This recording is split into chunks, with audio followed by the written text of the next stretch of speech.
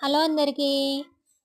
Sankranti cleaning అనేసి మొత్తం సామానాలన్నీ కడగడం స్టార్ట్ చేశాను. ఆల్రెడీ ఒక వీడియో పెట్టాను.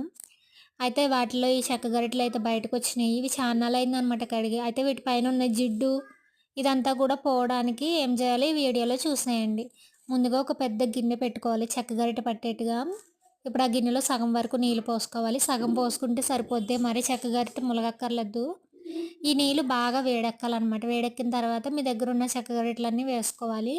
నేనైతే నా దగ్గర నేను వాడేటువంటివి చెక్క గరిటెలన్నీ కూడా వేసేసాను.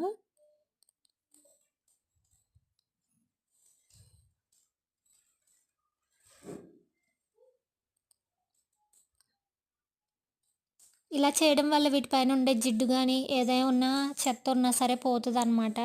ఇప్పుడు ఇందులో కొద్దిగా రాళ్ళుప్పు వేసుకోవాలి. అలాగే కొంచెం విమ్ లిక్విడ్ కూడా వేసుకోవాలి. ఎందుకంటే వీటిపైన ఉన్న జిడ్డు అది అంతా కూడా ఉంటది కదా! ఇలా ఏసుకోవడం వల్ల పోతదనమాట. నీళ్ళు బాగా మరగాలి. మరిగితే వాటికి పట్టి ఉన్న జిడ్డంతా కూడా పైకి లేగిసిపోతది. అప్పుడు మనం తర్వాత కడుక్కున్నప్పుడు ఈజీగా వచ్చేస్తదనమాట. అలాగే మనం వాడుకునే పప్పు గుత్తి కూడా వేసుకోవచ్చు. నేను ఆ పప్పు గుత్తి కూడా వేస్తాను. అది కూడా చెక్కే కాబట్టి.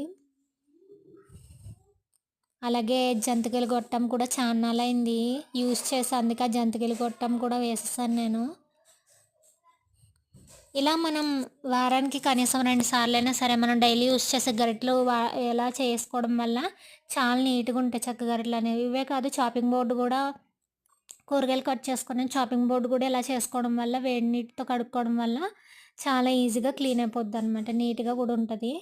ఈ చెక్క గరిటెలు వాడడంలో వచ్చే చిక్కే ఇదండి. నీట్‌గా క్లీన్ చేసుకోకపోతే వాటి పైన ఉన్న డస్ట్ అదంతా కూడా పోదు సరిగా.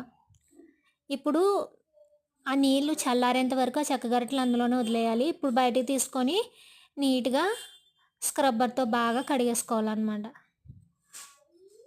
కడిగేసుకుంటే చాలా నీట్‌గా క్లీన్ అయిపోయినాయి నా చెక్క గరిటెలయితే. నచ్చితే మీరు కూడా ఈ టిప్ ఫాలో అవ్వండి.